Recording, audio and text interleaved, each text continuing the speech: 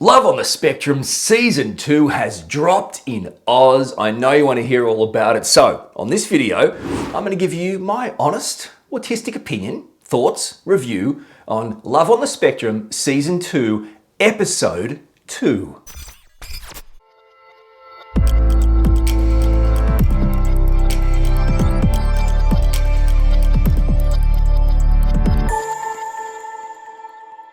Hey, I'm Orion Kelly, that autistic guy, so obviously I'm autistic, and since my diagnosis in adulthood, I've devoted my time to advocating for the autistic community. Now, I do that in many ways through my podcasts, my blogs, and these YouTube videos, so you can check out all my stuff on my website, orionkelly.com.au. You'll find all my blogs and links to all my YouTube videos, and you can listen to all my podcasts. You can even send me a message and say hey. And I'm creating all this content with the view of helping raise the level of understanding and acceptance of autistic people. So if that's something you'd be interested in learning more about and helping me reach the world and making that goal a reality, well, I'd be delighted if you would consider subscribing to my YouTube channel. I want to thank everyone who's already taken the time to subscribe. Thank you so much for subscribing, and thank you so much for watching my videos, sharing my videos, giving them a thumbs up, thumbs down, commenting. I really do appreciate it.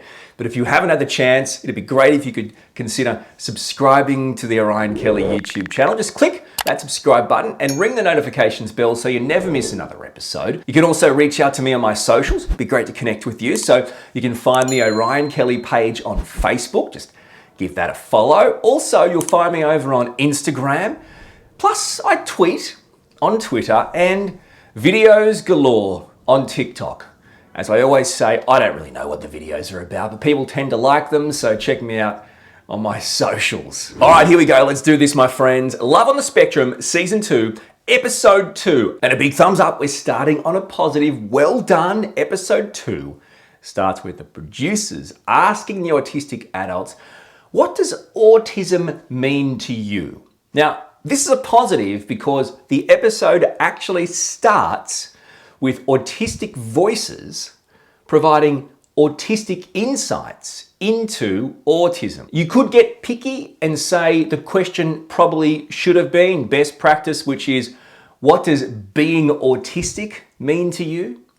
But either way, we've got to take baby steps, and it's a thumbs up because we've started the show with autistic voices being used to inform the wider community, the neurotypical community or the non-autistic community, about autism rather than neurotypical family members or producers. So well done, I'm happy with that. And it doesn't matter what the autistic people said, you can't judge that because that's their opinion. And this is a good point in the video for me to say that that's also the point of my videos. So I'm autistic and I'm providing you with my personal, honest, autistic opinion, thoughts, review on Love on the Spectrum.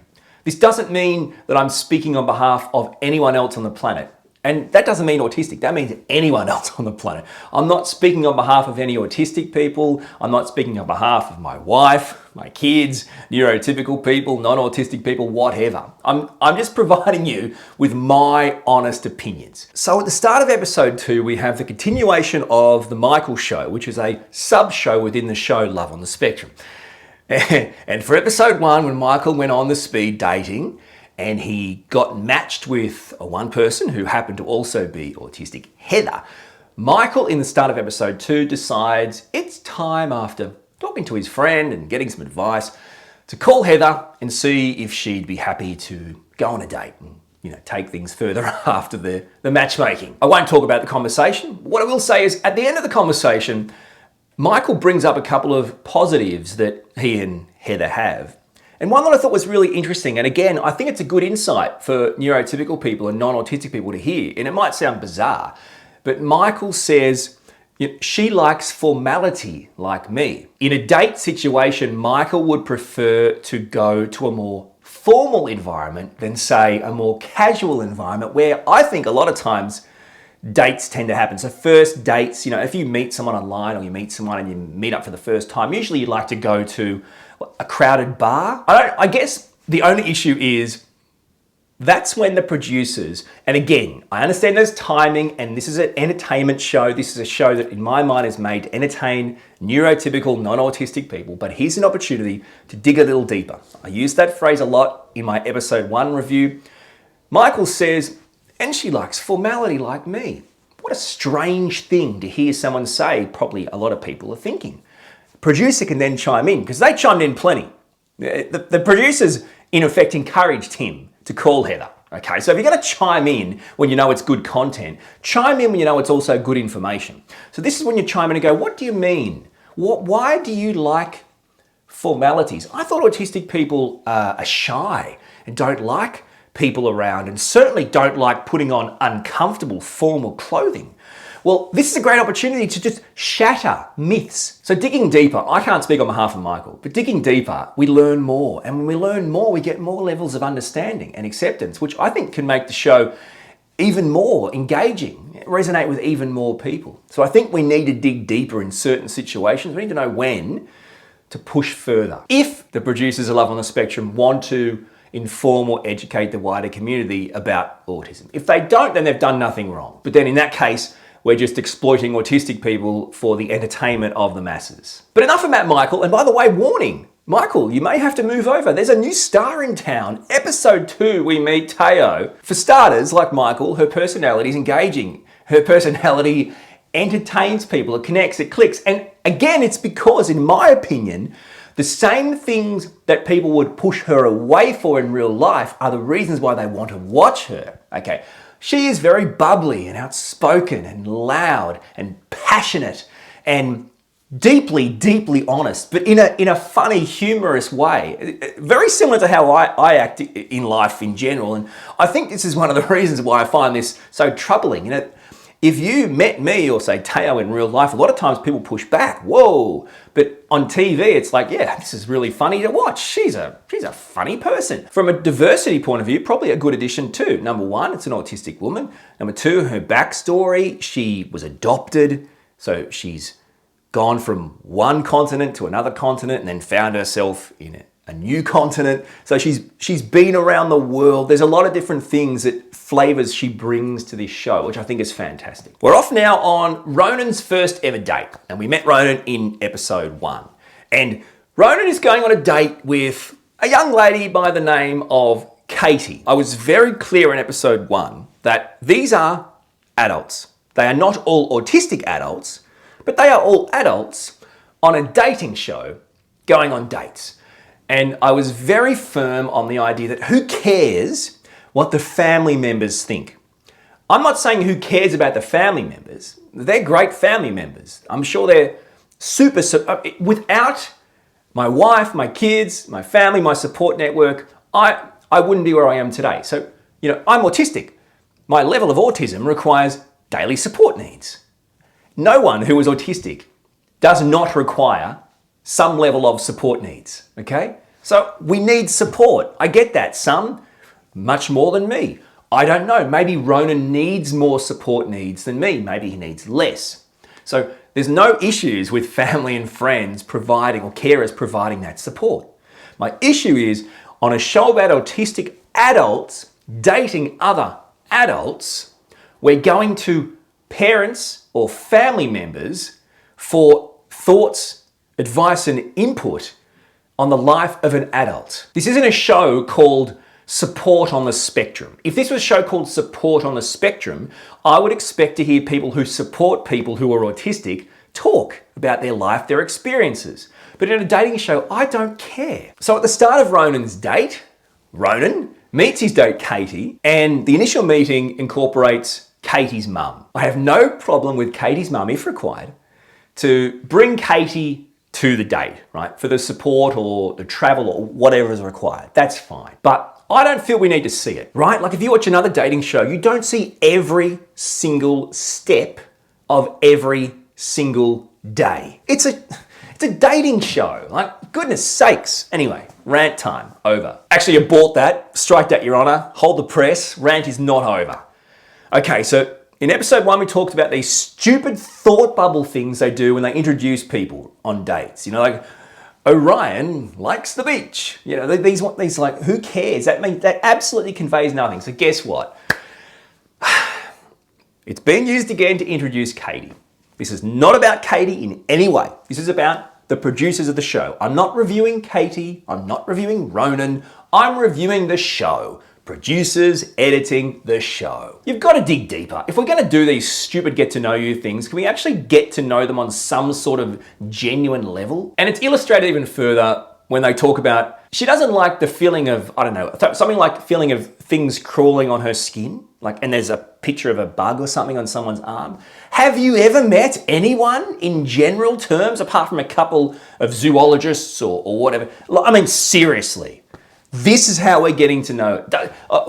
Can I tell you, I absolutely thrive on waking up in the morning and just submerging myself in a tub of insects just to feel them on my skin. It just wakes me up. It's like, hey, I'm a celebrity. Get me out of here. It's not a hate. It's a reality for most people. And in my opinion, I'm pretty sure you'll enjoy watching Ronan and Katie's date just for its beautiful simplicity and genuine nature. So well done, guys. Well done. All right, back to the Michael show now, which is an additional show within the Love on the Spectrum Season 2 show. So, as we know, we talked about Michael making the call to Heather about a date.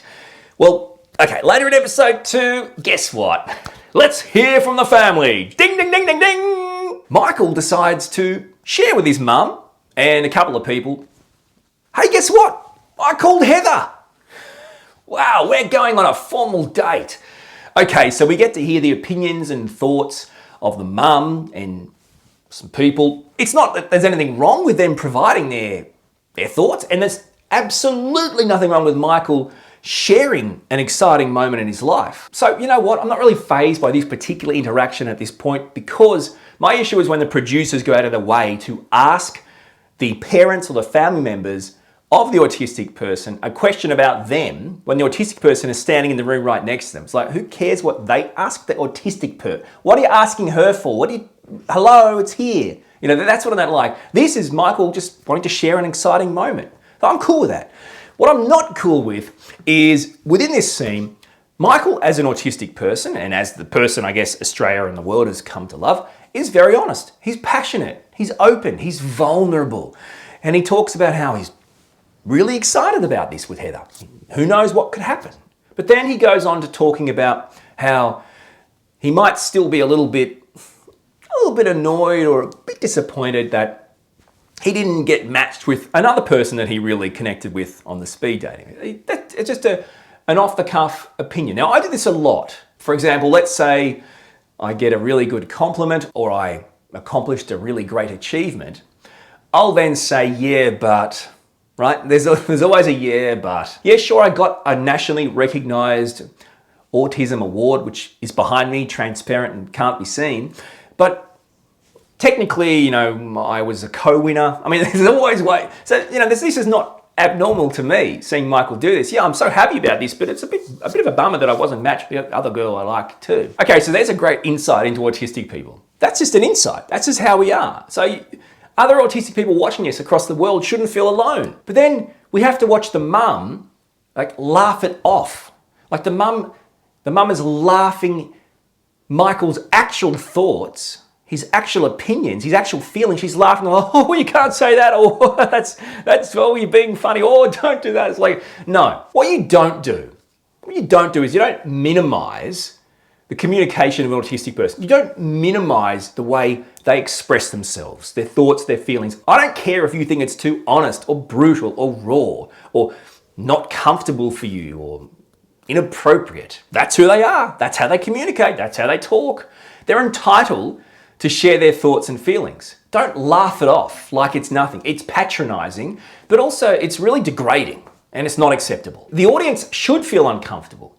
The audience should be able to hear that and then make up their own minds, not be dictated to by the awkward, nervous mother. And later on in this interaction, more of the family join them. I think the dad comes in and potentially a sister and a brother. Surprisingly, when the sister came in, she didn't have a jar for him to open. It's very strange because he's the jar guy. Don't forget, in episode 1, he's the jar guy. The sister comes in, can you open this jar for me? You're autistic.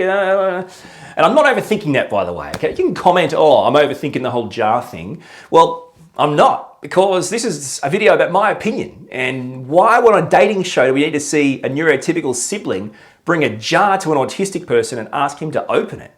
Like, that's part of a dating show? I mean, it's patronizing. Anyway, I'm not overthinking it. You're underthinking it. And there's weird comments. Like, I think the sister says something like, don't get your hopes up. Wow. Thanks for the support there, sis. An autistic person can often be looked at someone who probably won't achieve much by their neurotypical family, as in small wins are big wins. Like, wow, he managed to finish school. It's like amazing. It's like he's literally graduated with a medical degree and a law degree. Do you know what I'm saying? Like, it's made so big. So the idea that, don't get your hopes up, it can send a message like, look, because you're the autistic sibling and you haven't had much experience and you're obviously not very good at communicating in a neurotypical world, I don't think it's going to go well, and my way of conveying that is saying, don't get your hopes up. It's the reverse of what you want to hear from people. Hey, just be yourself and she'll love you. Do you know what I mean? It isn't like a rocket science thing. So this is an example of where this has gone on too long, this scene. Too many family members coming in with too many of their own thoughts and ideas. The dad goes on something about people just want to be loved. I mean, the dad didn't say anything wrong, but again, none of this is relevant. It's a dating show about autistic adults. Why we're hearing all this crap from the family members, it just is completely irrelevant. If it's an autistic show, let's hear from autistic people. Guess who's back in episode 2? Our friend Mark from season 1 of Love on the Spectrum. Now, in case you're wondering who's Mark, Mark's the dinosaur guy, right? Like is he 30? The 30-year-old dude who loves dinosaurs. That's cool. I mean, passion's a passion. So big ups, my friend. Dino on.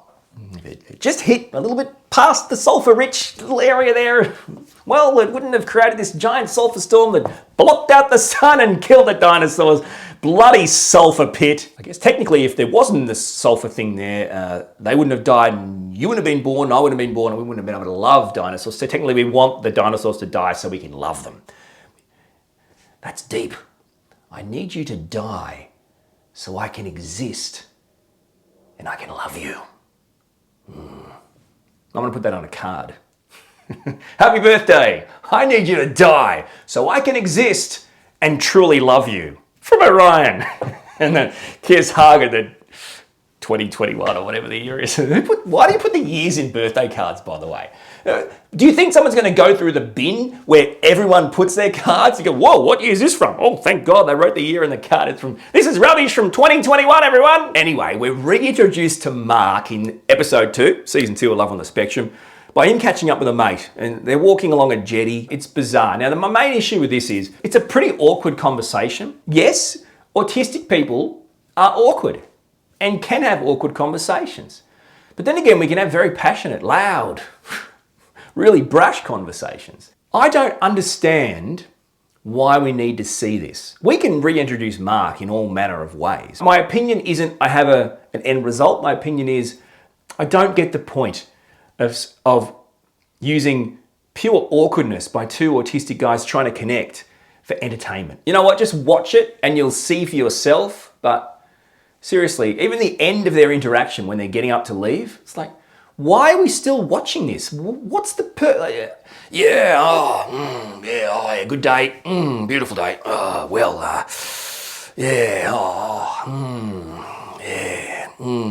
Anyway.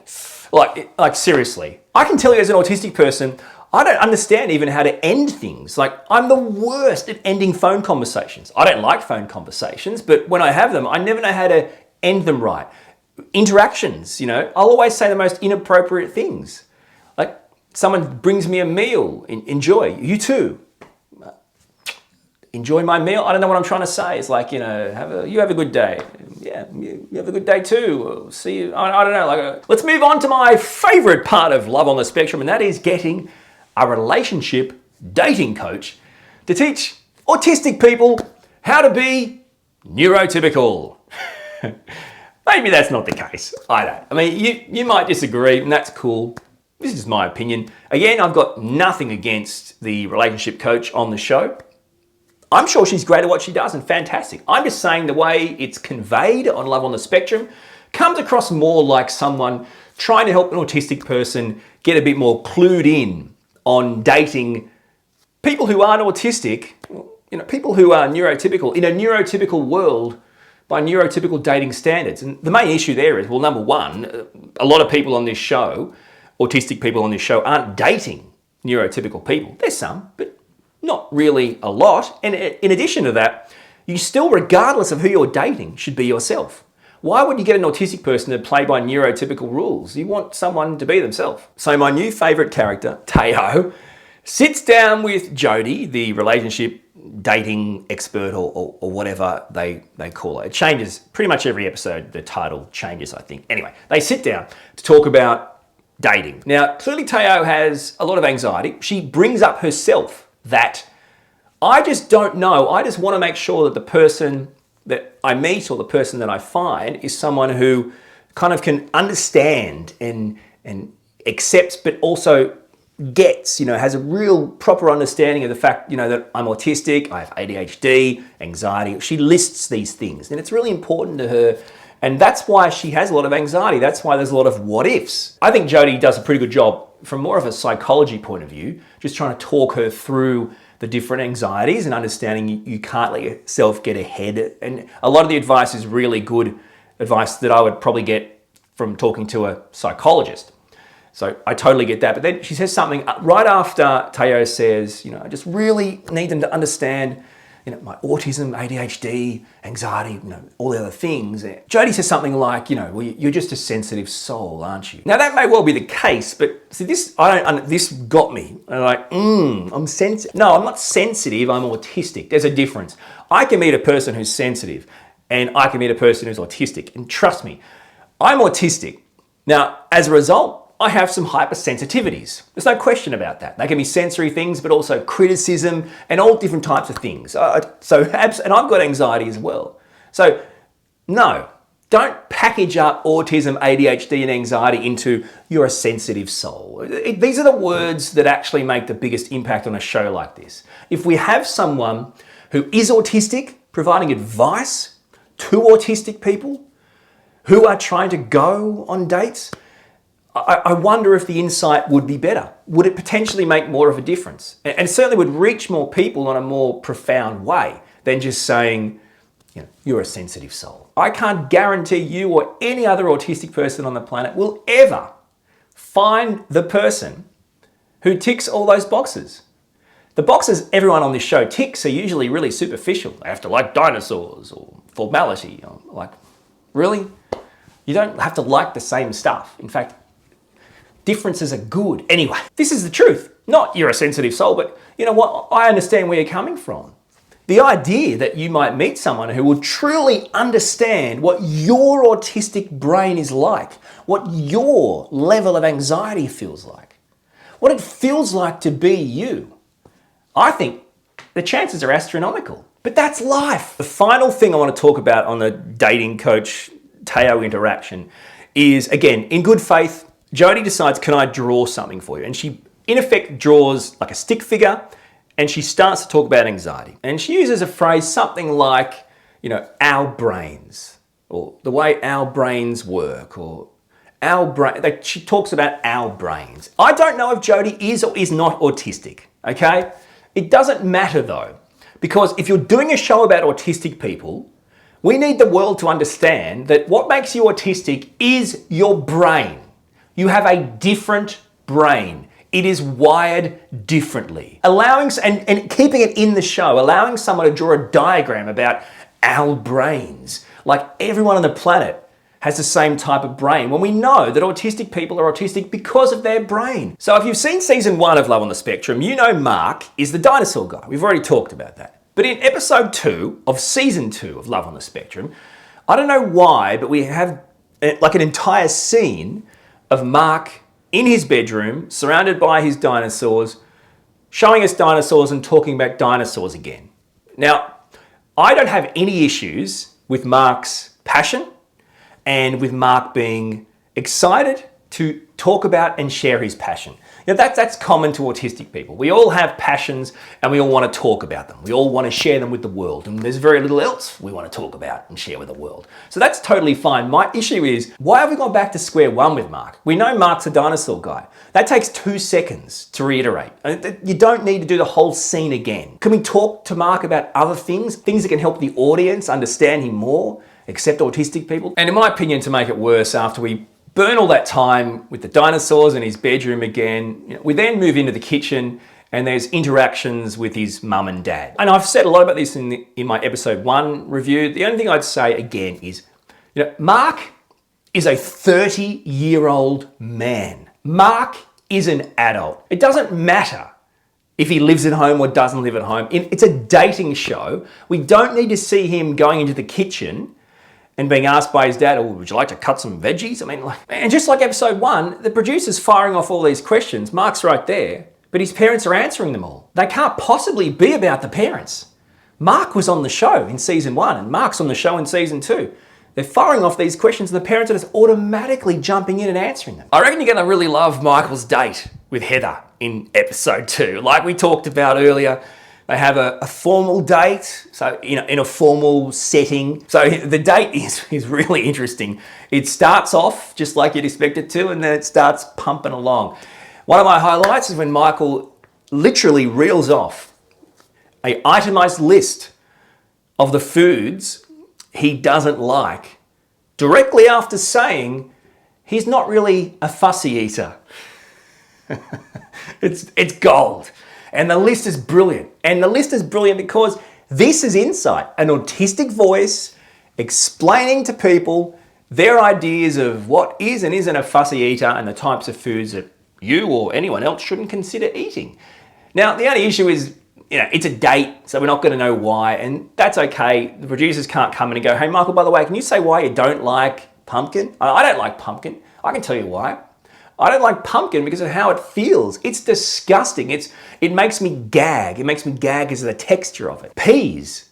I don't like peas. And you know what? The smell of cooked peas is worse, I reckon, than why I don't like the taste. The taste probably isn't that bad because I like pan ham soup and I like pumpkin soup. Yeah. Another date on episode 2, Teo finally goes on her first date and she meets a young man by the name of Morgan. Again, I'm sorry to say we have these stupid, irrelevant thought bubble things. Get to know Morgan, things about, he likes mascots and doesn't like people that don't clean up the poo after their dog or something. It's like, I feel like I know him so much better now. I won't spoil Teo and Morgan's date for you, but one thing I'll say that I think is really great is, as part of the date, they have a conversation about eye contact, okay? Because Morgan talks about, the whole idea, do you ever get people saying, look at me in the eye, or, that kind of, and Morgan is a big eye contact guy, which is, very much an autistic thing. So they talk about different issues they have being autistic and, maintaining eye contact, and it's a date. You might not have ever seen a date like this, a date where they can almost have an entire conversation through the entire date and never really look each other in the eye, and how that's still okay. In fact, it's completely fine. So it's a really great insight there into the way autistic people would date and how different it can be from neurotypical people. I would get this so often. They get so up on their high horse. They get so angry. They go, look me in the eye. Why can't you look me in the eye?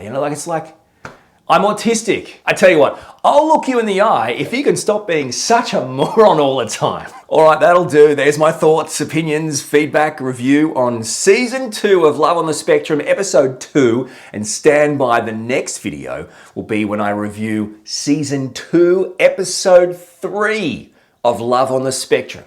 Until then, check out my other reviews or my other videos. And please subscribe to my YouTube channel. We'll talk soon. Thank you for watching.